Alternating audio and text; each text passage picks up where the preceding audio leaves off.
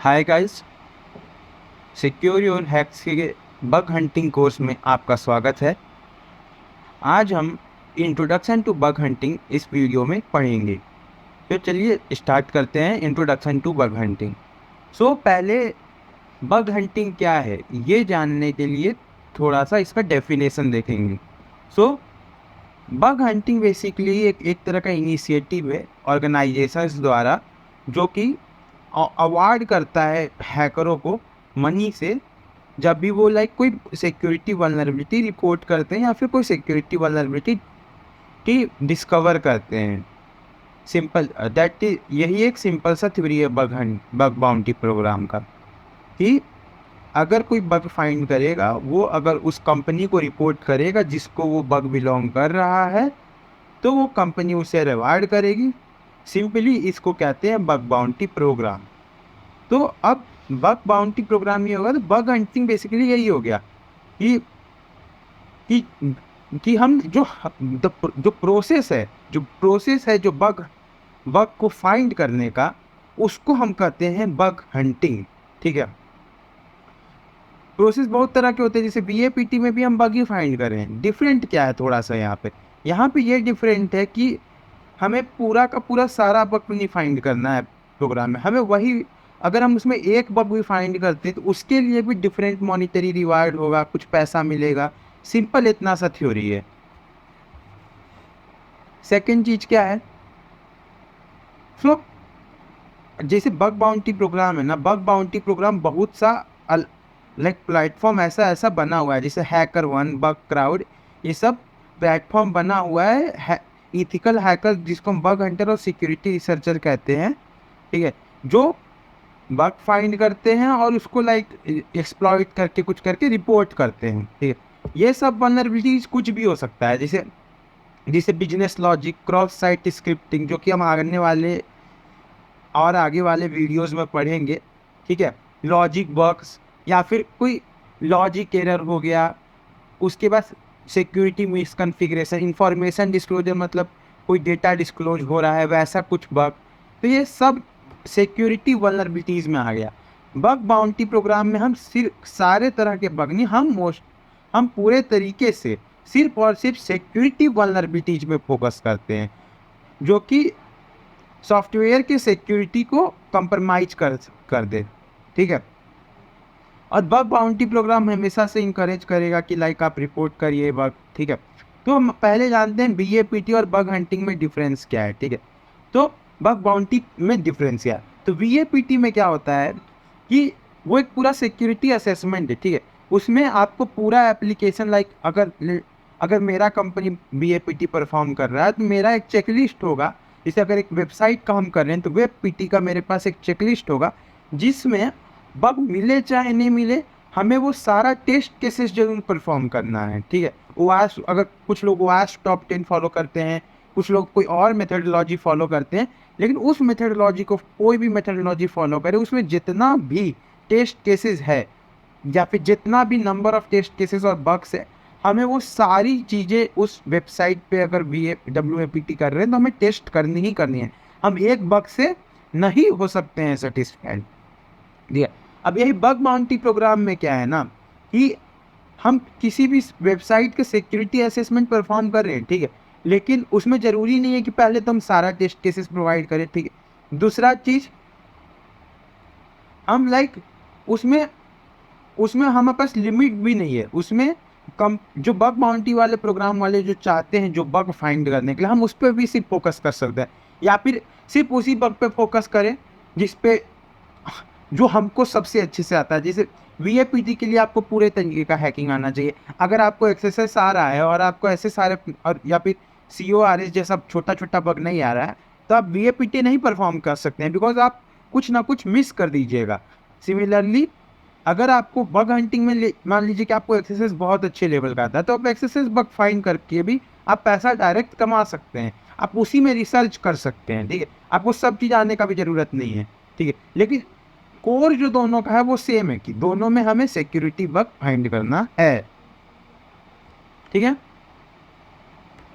अब हम देखते हैं बग बाउंटी प्लेटफॉर्म। ठीक है।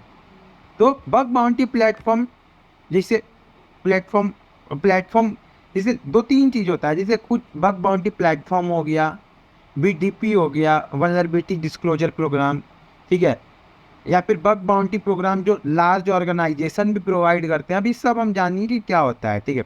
तो बग बाउंटी प्लेटफॉर्म पहले क्या होता है, तो बेसिकली ये वो प्लेटफॉर्म है जिसको डिफरेंट कंपनी पैसा देती है, उस पर अपना बग बाउंटी प्रोग्राम लॉन्च करती है, जहाँ पे हम जैसे हैकर जाके, ठीक है, हम जैसे हैकर जाके कोई एक प्रोग्राम उठाते हैं, उस पर हैकिंग करते हैं, उसको रिपोर्ट करते हैं, तो उसको बग बाउंटी प्लेटफॉर्म कहते हैं बेसिकली। जैसे हैकर वन है, तो हैकर वन हो सकता है कि ई स्पोर्ट गेम्स भी हो, ठीक है, याहू भी हो, कोई और बड़ी कंपनी भी हो जैसे जेनडेस्क वगैरह, ठीक है, ये सब अपना प्रोग्राम हैकर वन के प्लेटफॉर्म के ऊपर डाले हुए हैं।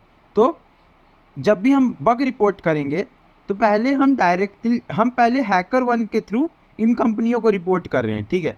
तो डिफरेंस ये आता है कि सबसे पहले जो हमारा बग है ना, वो हैकर वन के लोग इवेलुएट करेंगे कि वो सही भी है कि नहीं।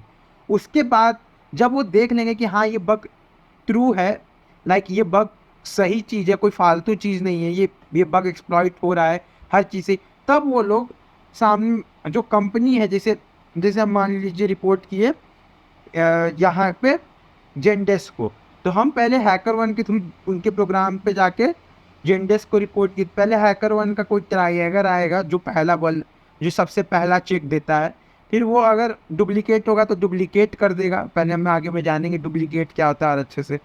नहीं है ट्राइएगा मतलब उनको उसको बग सही लग रहा है, मेरा अवार्ड मिल सकता है, जो उन्हें फिक्स करना ज़रूरी है, तो आगे पास कर देगा अब जेनडेस्क को। अब उसके बाद जेनडेस्क उस पर इसको फिक्स करेगी, रिवार्ड करेगी। तो इसमें फ़ायदा क्या हुआ, सबसे पहले तो जैसे हम डायरेक्ट जेनडेस्क को रिपोर्ट नहीं किए, ठीक है, हैकर वन मीडियम एक्ट किया।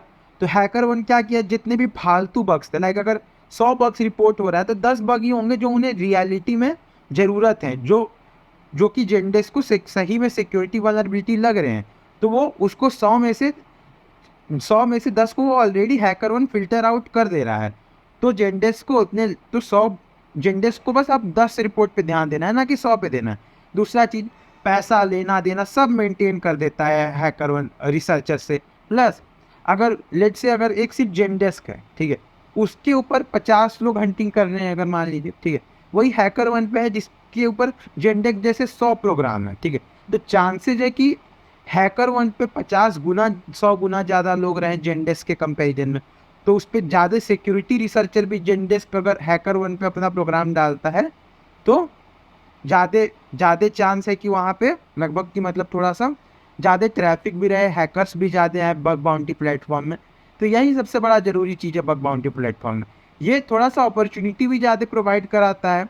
ये जो आदमी रेगुलरली अगर लेट से बग क्राउड पे काम कर रहा है, तो बग क्राउड वाले उसको और अच्छे प्रोग्राम का इनवाइट भी भेजते हैं, जो हम जानेंगे प्राइवेट और पब्लिक इनवाइट भी क्या होता है, ठीक है। तो सबसे पहले देखते हैं इनका वेबसाइट खोल के कि ये दिखते कैसे हैं।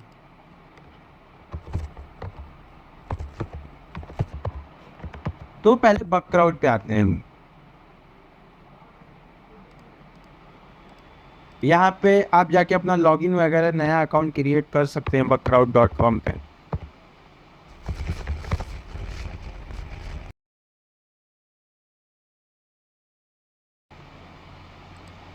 देखते हैं। हाँ, तो बग अभी हम बग क्राउड पे देख रहे हैं। तो बेसिकली क्या है कि ये सारा प्रोग्राम ऑलमोस्ट सिमिलर है, जैसे hacker one, bug crowd, integrity, zero capital similar है।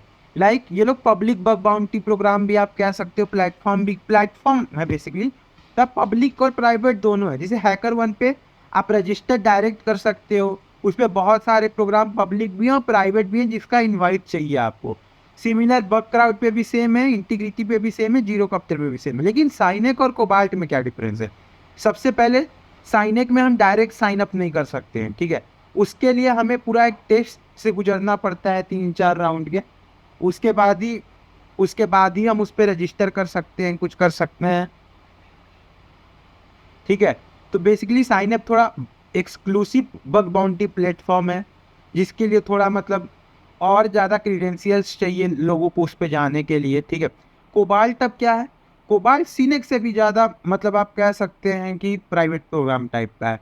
इसके लिए पूरा इंटरव्यू वगैरह सारा चीज़ लंबा प्रोसेस है, प्लस कोबाल्ट बहुत कम लोगों को एक्सेप्ट करता है और ये बग बाउंटी प्लेटफॉर्म कम है, या आप कह सकते हैं ये प्रोजेक्ट प्रोवाइडर प्लेटफॉर्म टाइप का ज़्यादा है, इस पे लाइक कोबाल्ट पे आपको पूरा का पूरा लेट से पूरा का पूरा आपको प्रोजेक्ट मिल जाएगा एक आदमी दो आदमी के अंडर, और आपको उनके साथ मिलके पूरा कंप्लीट करना है। लेकिन लेकिन ये स्टार्टिंग के 5 जो बेसिकली 100% बग बाउंटी प्रोग्राम है, जिसमें सिनेक जो है थोड़ा सा कह सकते हैं हम कि प्राइवेट थोड़ा ज़्यादा है। बट सबसे पॉपुलर इन छयों में जो कि सबसे इम्पोर्टेंट चीज़ है, हैकर1 और बगक्राउड है। जितना इन चारों में मिला के आपको जो बग बाउंटी प्रोग्राम्स मिलेंगे, उसके 5 गुना ज़्यादा आपको इन दोनों पे मिल जाएंगे। क्यों? क्योंकि हैकर1 पहले सबसे बड़ा प्लेटफॉर्म है, इस पे आपको आई थिंक 100-200 से भी ज़्यादा बग बाउंटी प्रोग्राम मिल जाएंगे, और सेम केस बगक्राउड पे भी। आप इंडिया के भी जितने बड़े प्रोग्राम देखेंगे सब बगक्राउड या हैकर1, जैसे Jio.com ले लें, रिलायंस का पूरा हैकर1 हैंडल करता है, ठीक है। टेस्ला वगैरह हो गया वो बगक्राउड पे आता है, ठीक है। फेसबुक वगैरह का पेमेंट भी है, जो फेसबुक बग बाउंटी प्रोग्राम वगैरह भी है, वो भी हैकर1 हैंडल कर देता है। तो इसीलिए ये दोनों बड़ा है। तो अभी हम लोग इन दोनों को ही देखेंगे ब्रीफ में, ठीक है। तो चलिए देखते हैं। तो सबसे पहले हम कोई भी प्रोग्राम खोल ले, लेट से अपवर्क और क्लिक हाउस।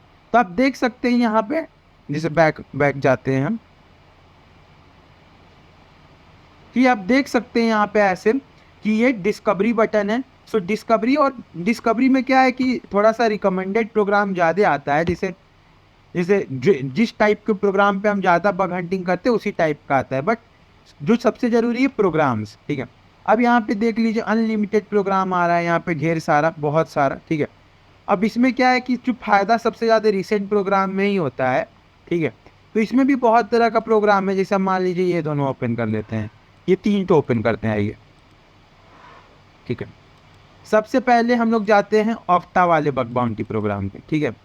तो इसमें सबसे पहला चीज़ आप देख सकते हैं ऑक्टा वाले बग बाउंटी प्रोग्राम में कि इन्होंने पैसा डिफाइन कर रखा है कि $100 से लेके $25 तक आपको मिलेगा अगर आपका बग एक्सेप्ट होता है, ठीक है। तो अब यहाँ पे भी 3-4 चीज़ें, लेट से अगर आपने बग रिपोर्ट किया, ठीक है, तो बग रिपोर्ट किया तो अभी हम बग क्राउड पे हैं, तो बग क्राउड के जो लोग हैं उसको वैलिडेट करेंगे, ठीक है।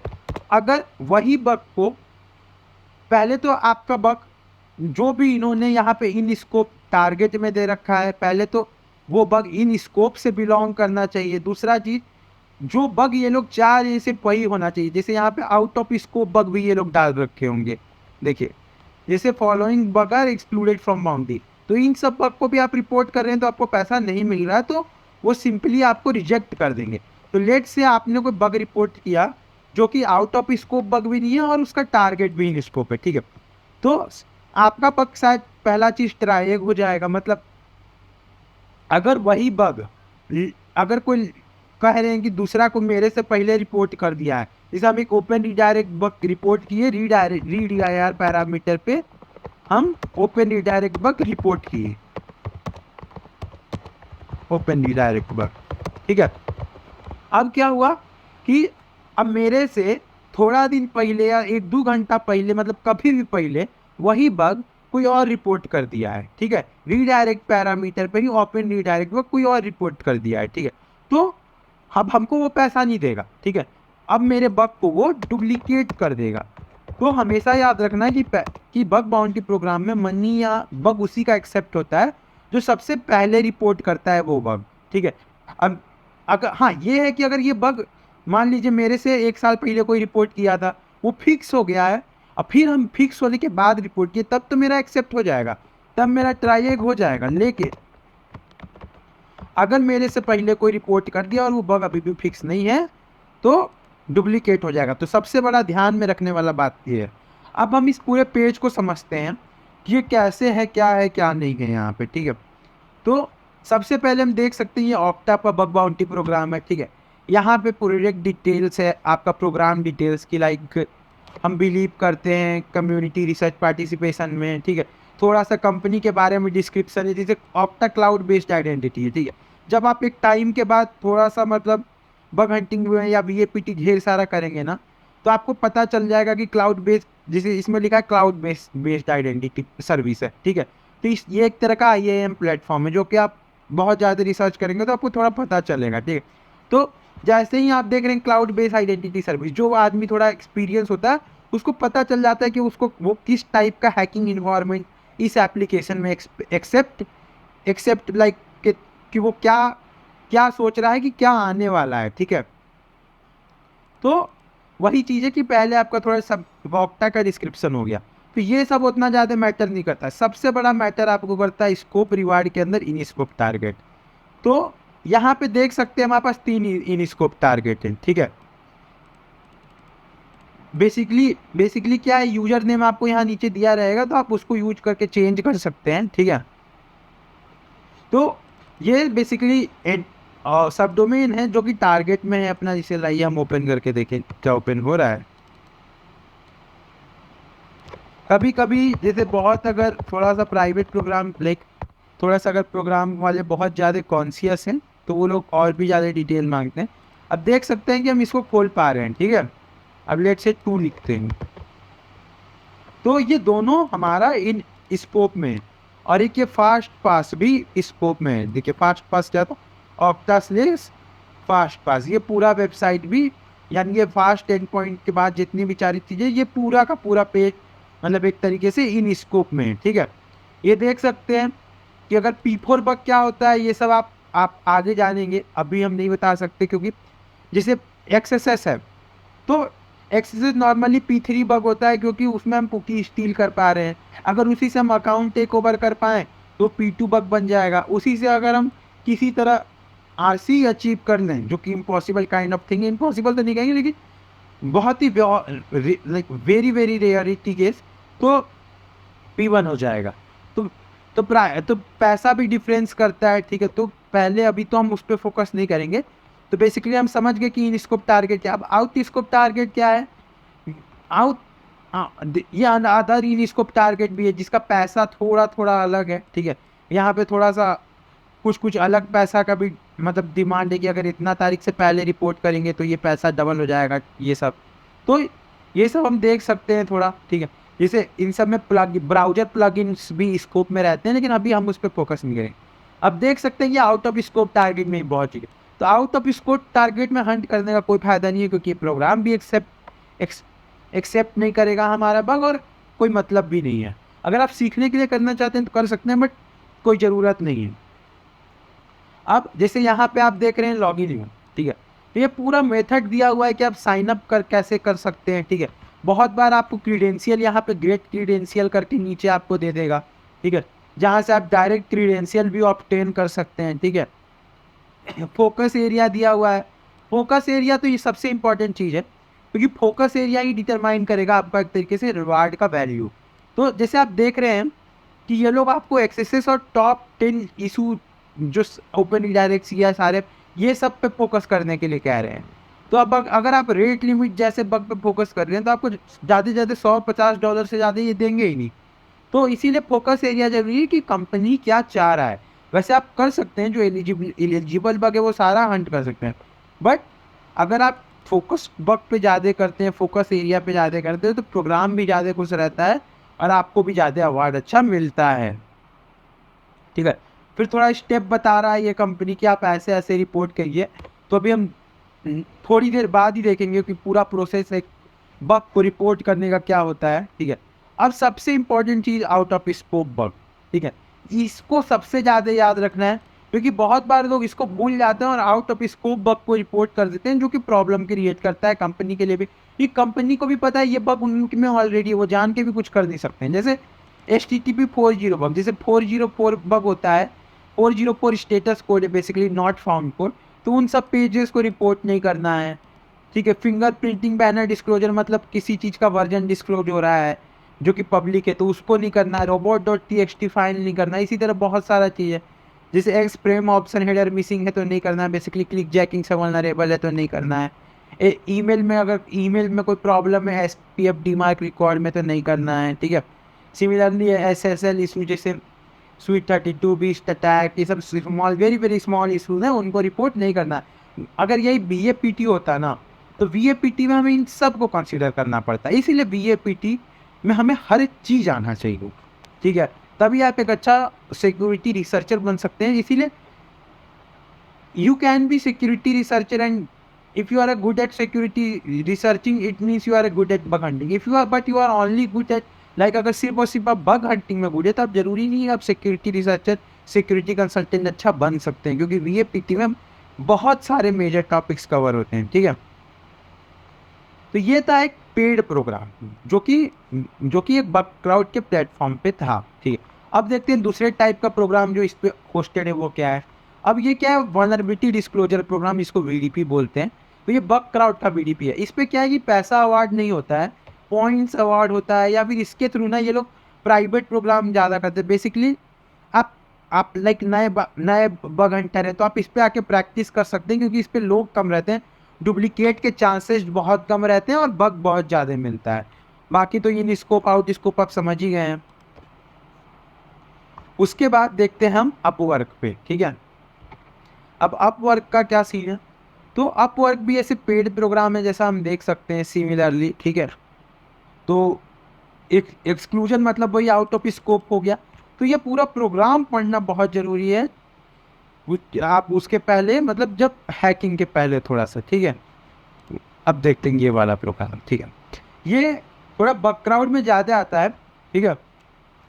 तब देख सकते हैं इस प्रोग्राम पे हम हंट नहीं कर सकते हैं।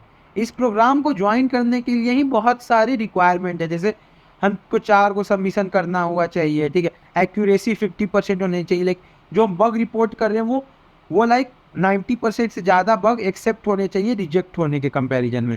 सिमिलरली एक P3 बग होना चाहिए, एक मिनिमम प्रायोरिटी P1 बग होना चाहिए। तो ये सब रिक्वायरमेंट है। तो ये इसको कहते हैं प्राइवेट प्रोग्राम। बहुत बार प्राइवेट प्रोग्राम जैसे कंपनी खुद भी देती है, जैसे हम डैशबोर्ड पे अगर जाएं तो आप देख सकते हैं प्राइवेट प्रोग्राम, ये सब मेरा प्राइवेट प्रोग्राम है, ठीक है। रिसेंट प्रोग्राम जैसे हम एक्टिविटी में आपको दिखाते हैं ना,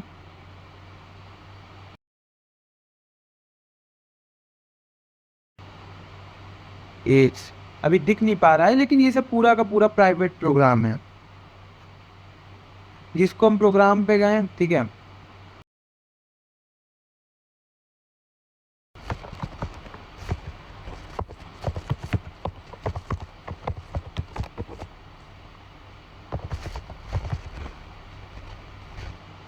देख सकते हैं जब हम एक्सेप्टेड इनवाइट कोलन 2 डालें तो ये मेरा प्राइवेट प्रोग्राम आ गया। तो प्राइवेट प्रोग्राम में और पब्लिक प्रोग्राम में डिफरेंस सबसे बड़ा क्या है, ठीक है।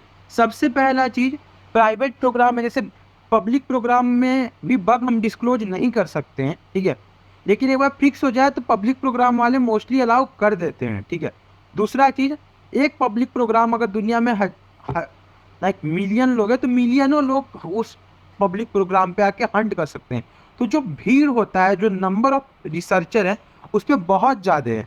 तो पब्लिक प्रोग्राम पे जो डुप्लीकेट होने के चांसेस एक प्राइवेट प्रोग्राम से दुगना तिगुना ज़्यादा होते हैं। इसीलिए अगर ये एक प्राइवेट प्रोग्राम है तो उस पर सबसे पहला चीज़ रिवार्ड भी ज़्यादा अच्छा होगा, आपको रिस्पॉन्स भी कंपनी से ज़्यादा जल्दी आएगा, क्योंकि उस पर जो रिपोर्ट आ रहा है डेली वो कम है एज कम्पेयर टू एक पब्लिक प्रोग्राम, क्योंकि पब्लिक प्रोग्राम पे जैसा मैंने बोला रिसर्चर ज़्यादा हैं, ठीक है। तो यही प्राइवेट प्रोग्राम होता है। तो प्राइवेट प्रोग्राम आपको मिलेगा कैसे, तो प्राइवेट प्रोग्राम के लिए सबसे बढ़िया आप हंट कीजिए, आप 2-3 बग फाइंड कीजिएगा। अगर आप बग क्राउड को के अंदर से मैकेनिज्म होता है, अगर उसे लगेगा कि आप रोज बग फाइंड करें तो आपको खुद अच्छे अच्छे इन्वाइट धीरे धीरे धीरे धीरे भेजने लगेगा, ठीक है। ये हो गया बग क्राउड। कब हैकर वन देखते हैं, तो हैकर वन भी बेसिकली एकदम सिमिलर चीज़ है, ठीक है। वैसे हम वेबसाइट का वो देखेंगे स्टार्ट का, बाकी ऐसे कुछ मतलब नहीं है ज़्यादा, क्योंकि Bugcrowd HackerOne same चीज़ है, सेम तरह का प्लेटफॉर्म है। अगर आप नए रिसर्चर हैं तो हम जब जैसे कोर्स स्टार्ट करेंगे, ठीक है, आप नए रिसर्चर हैं तो हम आपको बग क्राउड के थ्रू ले चलेंगे। जैसे कुछ की जो पब्लिक प्रोग्राम है जो हम आपको सजेस्ट करेंगे आने वाले वीडियोज़ में, इसमें हम आपको कुछ प्राइवेट प्रोग्राम, कुछ बग क्राउड के आपको हम लाइक पब्लिक प्रोग्राम रिकमेंड करेंगे जिस पे एक्चुअली में ढेर सारे बग प्रेजेंट हैं, और आप जो हम यहाँ पे सिखा रहे हैं उसको यूज करके आप बेसिकली प्रैक्टिस कर सकते हैं आप अपने आप को। बेसिकली ये हमारा इंट्रोडक्शन टू बग बाउंटी है। बस ये पहला वीडियो हम बस इसलिए कर रहे हैं कि आप समझ सकें कि बग बाउंटी प्रोग्राम होता क्या है, और कुछ भी नहीं, ठीक है। जिसको बेसिक इन्फॉर्मेशन है वो थोड़ा सा स्किप भी कर सकते हैं, क्योंकि ये बहुत बेसिक चीज़ हम आपको बता रहे हैं कि बग बाउंटी प्रोग्राम होता क्या है, BAPT होता क्या है, ठीक है। हैकर वन भी सिमिलर चीज़ है, आप पूरा जाके पढ़ सकते हैं क्या है क्या नहीं, ठीक है। अब हैकर वन में एक फ़ायदा है, ठीक है। बग क्राउड में क्या है कि आपको इनवाइट के लिए तभी पॉसिबल है जब आपको बग क्राउड इनवाइट करता है, ठीक है। हैकर वन में वो चीज़ नहीं है। हैकर वन में आप एक बार ये CTF जाके सॉल्व करिएगा, तो अगर ये आप हैकर वन का एक CTF जाके सॉल्व कीजिएगा,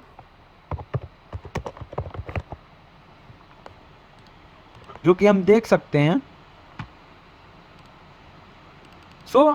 जैसे ये हैकर वन का CTF है। I don't know if this is hack, like मेरे को पता नहीं है हैकर वन का ही CTF है कि नहीं, लेकिन अगर आप जिसे सर्च करते हैं HackerOne CTF for private program,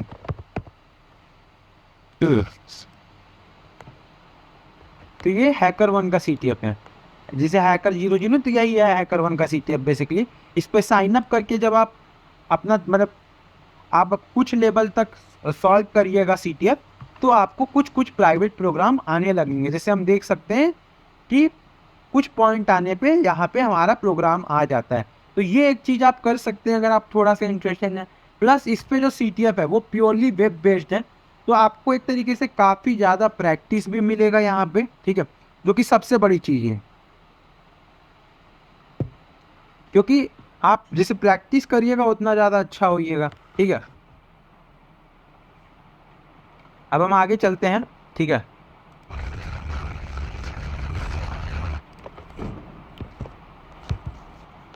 तो जैसा कि हमारा what is bug bounty platform BAPT versus bug hunting हो ही गया, ठीक है। अब हम आते हैं bug bounty program large organisation. तो ये क्या है? तो ये बेसिकली यही है, ये लोग जैसे बहुत बड़ी बड़ी लार्ज ऑर्गेनाइजेशन और कुछ स्मॉल ऑर्गेनाइजेशन होते हैं, वो क्या करते हैं, वो खुद ब खुद वो प्रोग्राम को नहीं देते हैं। जैसे वो हैकर वन बग क्राउड को नहीं देते हैं। जैसे हम यहाँ पे गए, ठीक है, गूगल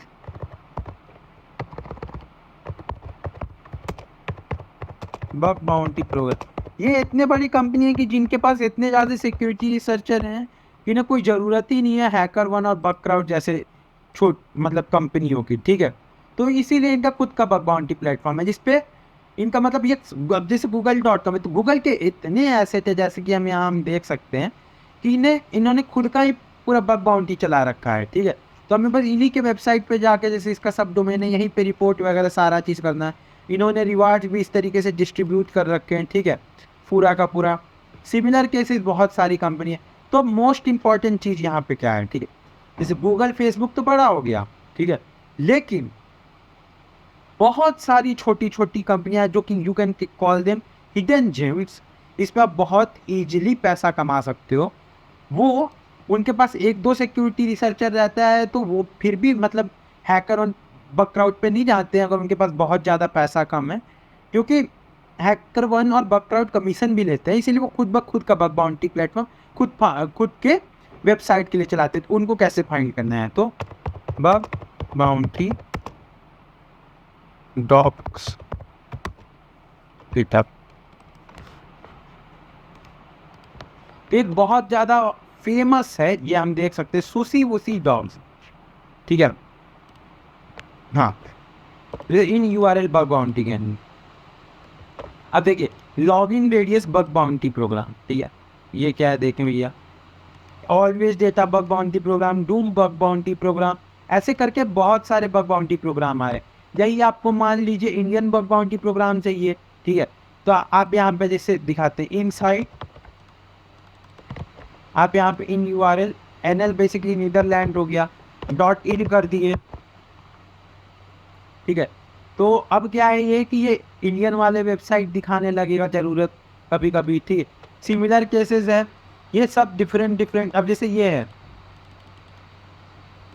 ये कभी कभी ना जैसे प्राइवेट प्रोग्राम होता है ना, तो वो प्राइवेट प्रोग्राम भी वेबसाइट के ऊपर प्रेजेंट रहता है। और अब जैसे ये वेबसाइट है, ये एक प्राइवेट प्रोग्राम है बकक्राउड का, तो कभी कभी ये लोग अपने वेबसाइट के ऊपर डाल देते हैं इनवाइट का लिंक भी।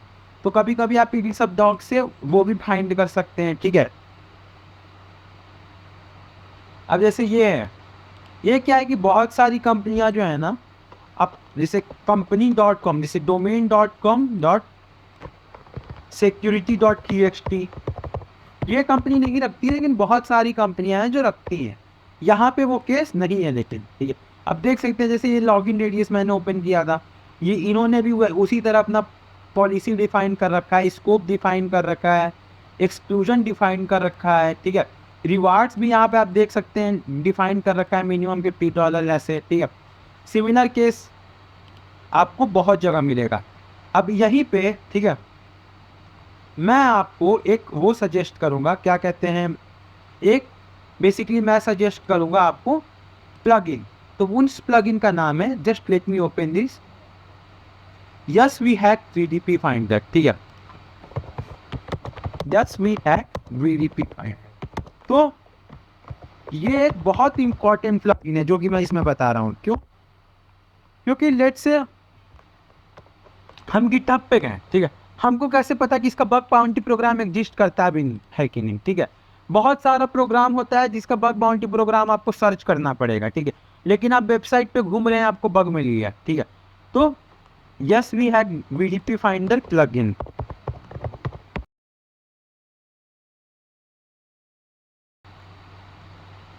ये बेसिकली आपको ढूंढ के आपको इंस्टॉल करना पड़ेगा।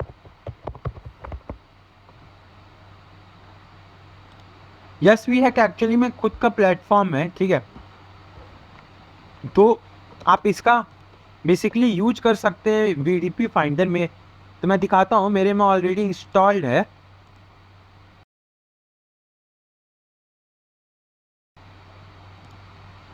ये सब क्रोम के एक्सटेंशन है बेसिकली। जैसे देख सकते हैं फायर बाउंटी, एक फायर बाउंटी जिसे मैं दिखाता हूँ, तो इस पे पूरा लिस्ट प्रेजेंट है ऑलमोस्ट, बहुत सारा। जैसे देख सकते हैं 35611 वेबसाइट का लिस्ट प्रेजेंट है, ठीक है। और इसी को लाइक VDP एक्सटेंशन में क्रोम के कर दिया गया, ऐसा देखते हैं, इंस्टॉल भी करते हैं अपने दूसरे क्रोम के प्रोफाइल में, ठीक है। आइए हम एक्सटेंशन डाउनलोड करेंगे, ये ऐड टू क्रोम।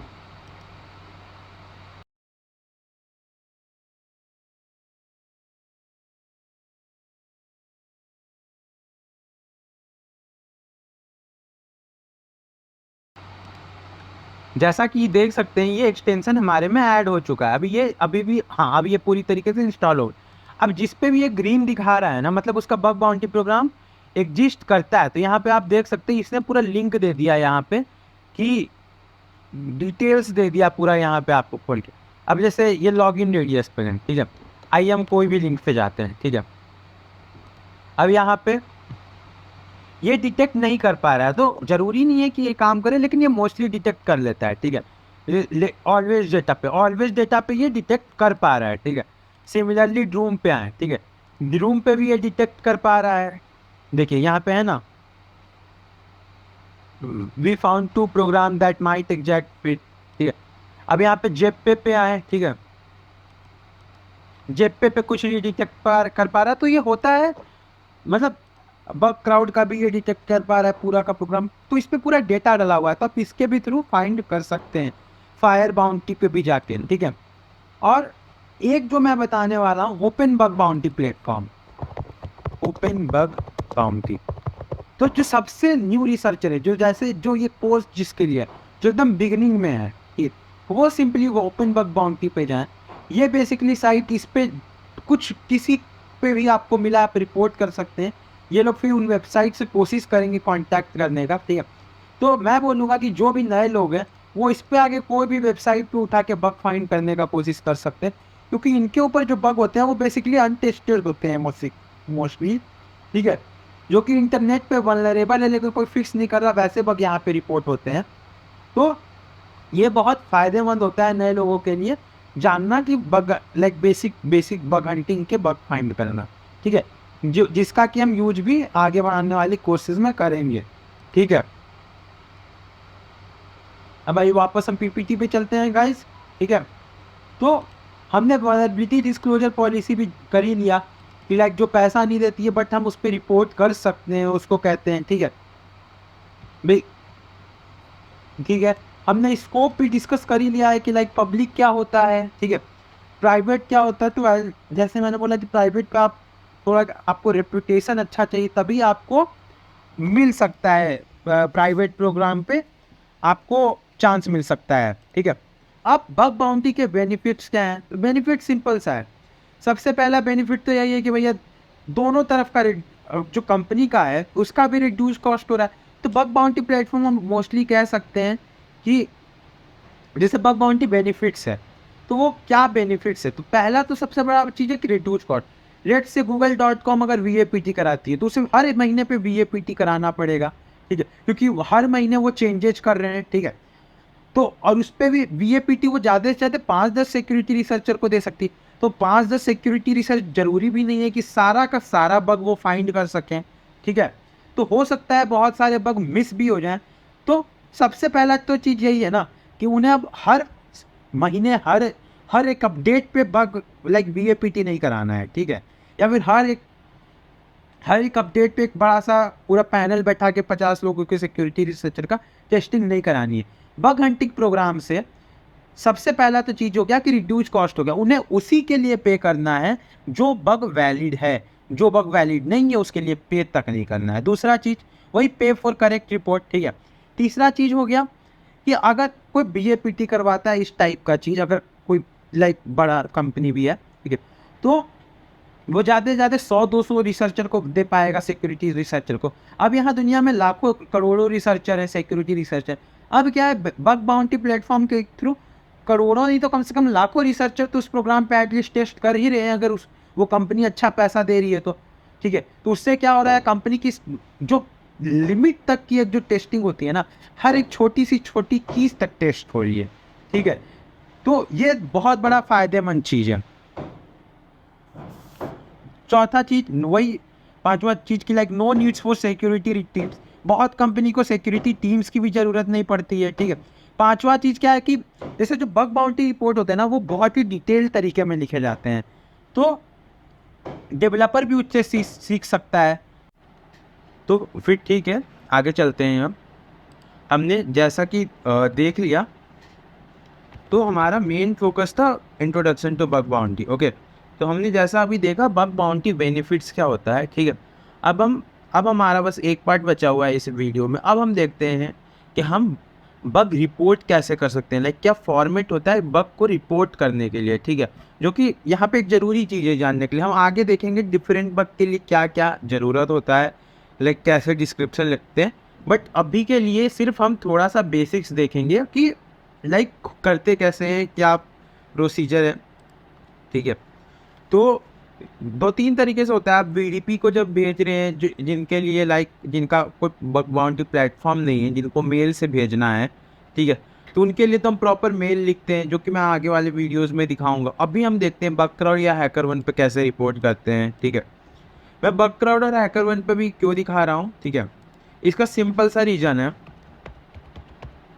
क्योंकि इनमें ना कुछ कुछ चीज़ों के डिस्क्रिप्शंस और थोड़ा मतलब लाइक ईजी होता है बग को रिपोर्ट करना as compare to directly report करने से, ओके। जैसे हम कोई भी बग को उठा लेते हैं यहाँ पे, या फिर कोई भी प्रोग्राम को उठा लिया, ठीक है।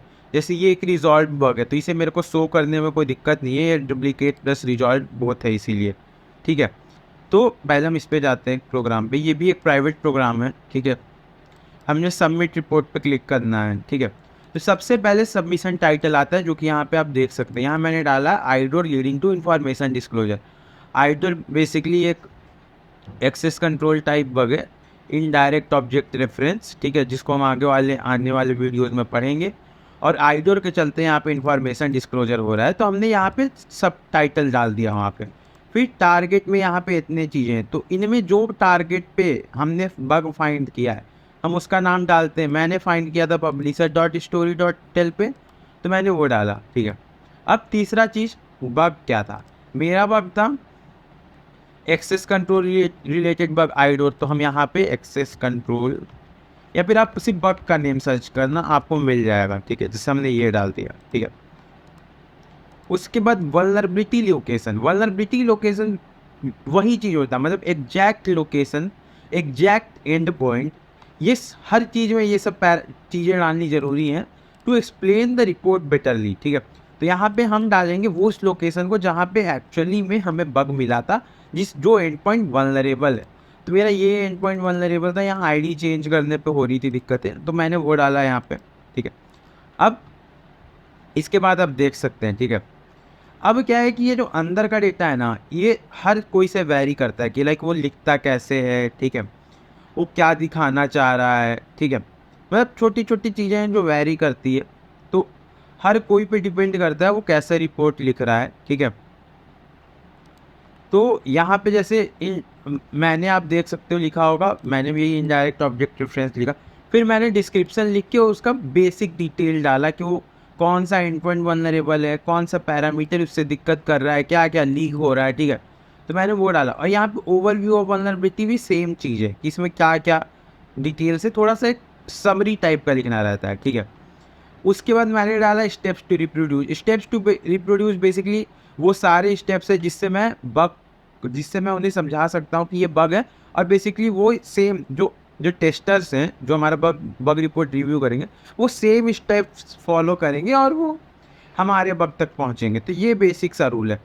तो यहाँ पे और भी चीज़ें हैं, जैसे बिजनेस इम्पैक्ट भी लिख सकते हैं। बिजनेस इम्पैक्ट बेसिकली ये होता है, ये टेक्निकल इम्पैक्ट से डिफरेंस होता है। जैसे आइडोर का टेक्निकल इम्पैक्ट क्या है, इंफॉर्मेशन डिस्क्लोजर, ठीक है। तो उसी आइडोर का बिजनेस इम्पैक्ट क्या हो जाएगा कि कंपनी के रेपुटेशन को हार्म हो जाएगा, कंपनी के बिजनेस पे इम्पैक्ट पड़ेगा, बिकॉज अगर इंफॉर्मेशन डिस्क्लोजर हो रहा है तो किसी क्लाइंट का डेटा लॉस हो रहा है तो उसका मनी लॉस हो सकता है उससे, तो that is business impact, okay.